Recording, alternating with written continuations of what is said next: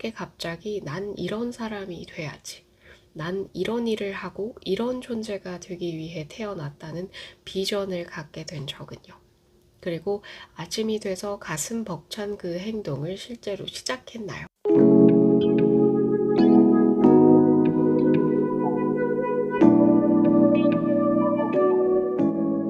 안녕하세요. 새날입니다. 또 오랜만에 이렇게 영상으로 찾아뵙습니다. 한동안 좀 잘 쉬었어요. 좀 몸이 좋지 않아서 좀 쉬게 됐었는데 이번 초에도 감기에 걸려서 고생을 하면서 영상을 또 촬영을 하지 못했던 적이 있죠. 30 중반 돼서 이렇게 몸 관리를 해야 되겠다라고 많이 깨닫는 요즘입니다.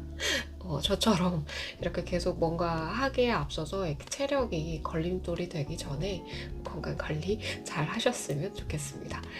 지난 시간에 이어서 이번 영상에서도 빠르게 실패하기라는 책을 소개해 드리려고 합니다. 이 책은 지난번에도 한번 이야기를 드렸지만 여러 자기계발서에 있는 내용들이 조금씩 다 담겨있는 책이라서 괜찮았다라고 소개를 해드렸었어요. 그래서 정말 괜찮게 읽었던 책들이고 뭔가 그동안 읽었던 자기계발서들을 복습한다라는 기분으로 읽기에 참 괜찮았었어요. 그래서 아직도 읽어보시지 않은 분들께 추천을 해드리는 책입니다.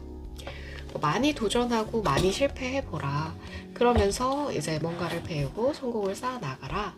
라는 이야기를 소개를 해드렸고, 또 큰 목표는 있지만 작은 행동을 먼저 해봐야 된다라는 이야기를 드렸습니다. 그리고 이번에는 좀 다른 이야기를 또 한번 해드려야 될 것 같아서 또 빠르게 실패하기라는 책을 펼치게 되었어요. 우리가 뭔가를 계속 하다 보면 어떤 하지 않았던 일들을 하다 보면 이거 조금만 더 미루다가 할까? 이런 생각이 들 때가 있죠. 특히 제가 이번에 이렇게 좀 몸이 안 좋게 되면서 다음에 할까? 이렇게 고민을 정말 많이 했었거든요. 그런 것처럼 하지 않던 행동을 다시 할 때, 다음에 시작할까? 이거 다음에 좀 해볼까? 오늘은 조금 힘든데 다음에 해보는 건 어떨까? 지금 여기서 막힌 것 같은데 다음에 해보는 건 어떨까? 이렇게 고민이 될 때 좀 도움이 되셨으면 해서 그런 내용, 그것과 관련된 내용을 가지고 와봤어요. 빠르게 실패하기 153쪽부터 시작되는 이야기입니다. 하지 말아야 할 것 같은 기분. 삶에서 가장 행복했던 때를 떠올려보라. 그야말로 열정적이고 에너지가 넘쳤던 때를. 그때 당신은 무엇을 하고 있었는지 생각해보라. 집에 앉아서 아이스크림을 먹으며 시트콤 재방송이나 보고 있지는 않았을 것이다. 당신의 삶이 가장 생동감 있고 의미 있었을 때는 흥미진진한 프로젝트를 맡게 되었거나 새로운 도전을 하거나 흥미로운 것들을 배울 때, 중요한 인간관계를 키워나갈 때였을 것이다. 우리는 성공과 행복이 인생에 주어진 기회를 잡았을 때 온다는 것을 잘 알고 있다. 다만 행동이 어려울 뿐. 내가 정말 해낼 수 있을까? 이룰 수 있을까? 어려움에 당당히 맞서고 헤쳐나갈 수 있을까? 변화를 감당할 수 있을까? 같은 자신에 대한 의심, 그리고 망설임과 두려움은 언제나 우리를 제자리에 가만히 있도록 붙들어 놓는다. 저항의 힘은 강하다. 그렇다면 왜 이런 현상이 생기는지 꼭 알아봐야 할 것이다. 익숙함과 확실성을 추구하는 것, 위험과 불확실성을 멀리하는 것은 인간의 본성이다.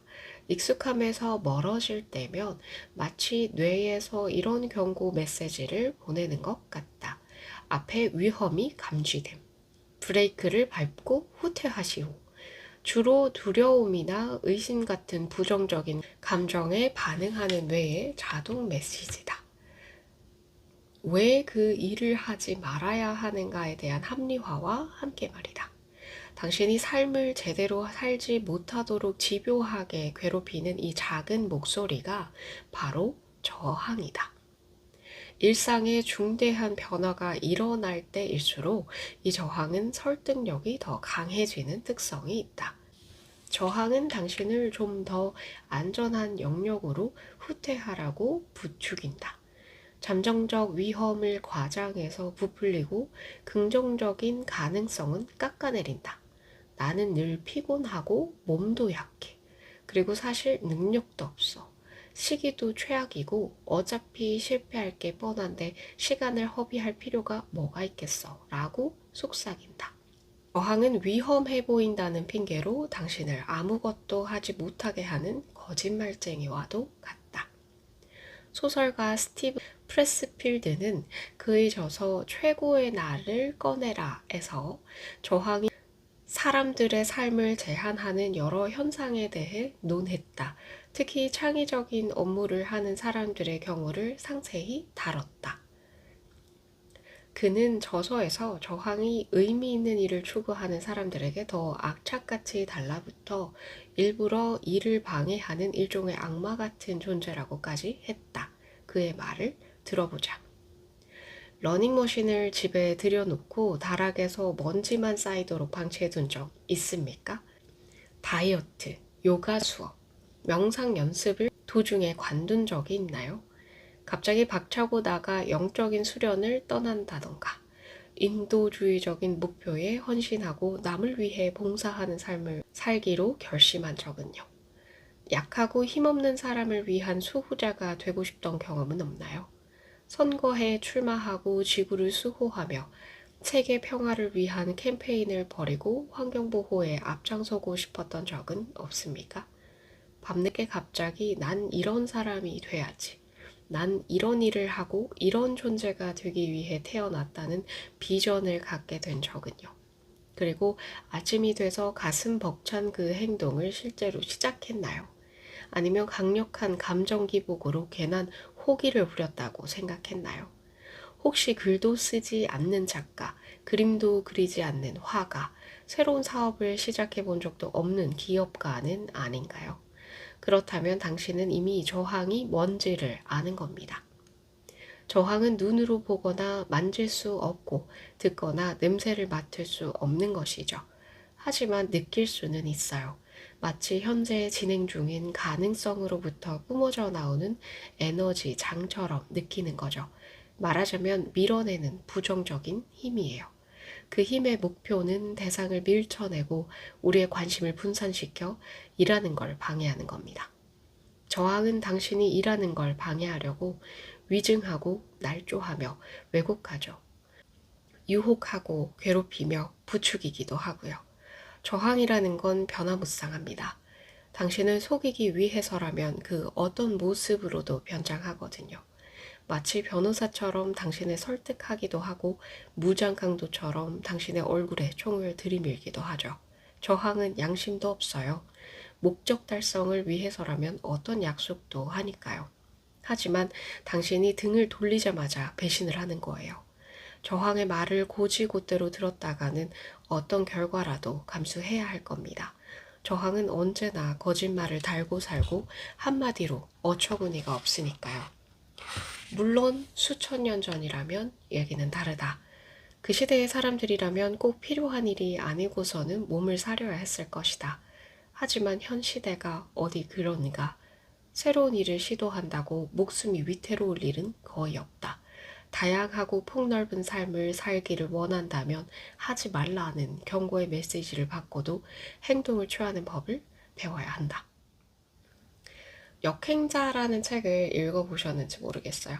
근데 그 책에서도 등장을 하죠. 우리의 뇌가 정말 빠른 시대의 변화보다는 좀 더 진화가 덜 되어서 그래서 예전에 위험을 좀 감수하려는 그런 상태를 계속해서 유지를 하려는 특성이 있기 때문에 그래서 우리가 무언가를 도전을 하려고 할 때 잘 시도를 하지 않게 되고 스스로 합리화하게 된다라는 이야기가 역행자라는 책에서 존재를 합니다.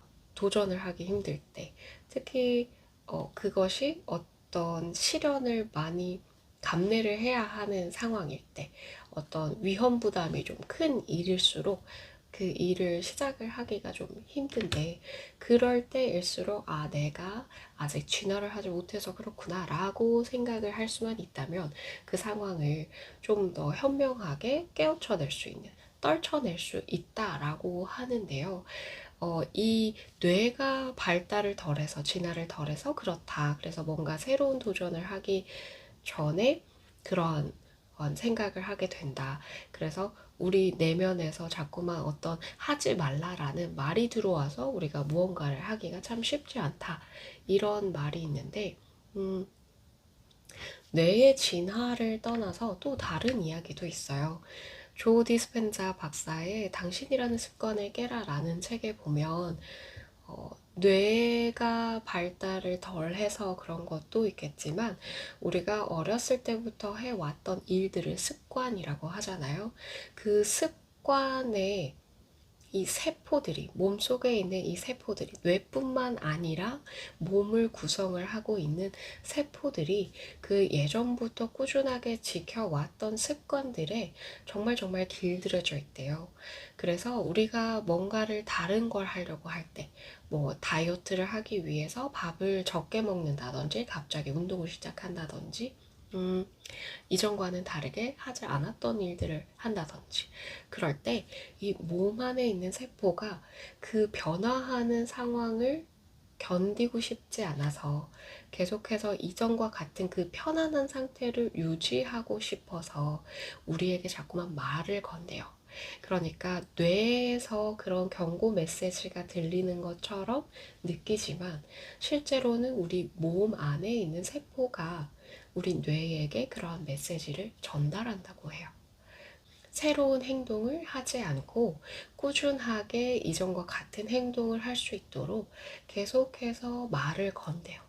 아, 배가 고파. 너는 지금 배가 고파. 맛있는 걸 먹어야 하는 상황이야. 너는 디저트를 정말 좋아해.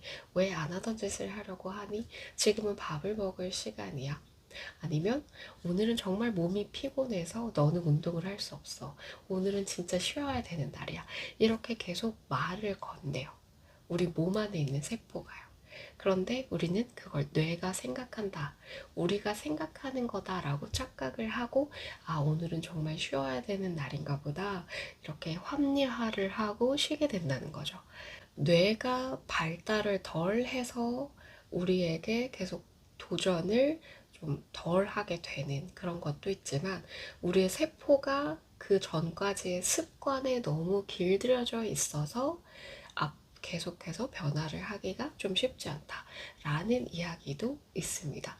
그래서 이 상태를 좀 현명하게 대처를 하는 방법은 내가 생각을 하는 것이 아니라 이 몸의 세포가 견디기 힘들어서 나에게 말을 거는 거구나 라고 조금 더 객관적으로 한 발짝 떨어져 나와서 스스로를 바라보면 그때는 그 말들이 조금 더 사라지는 효과를 볼 수 있다고 합니다.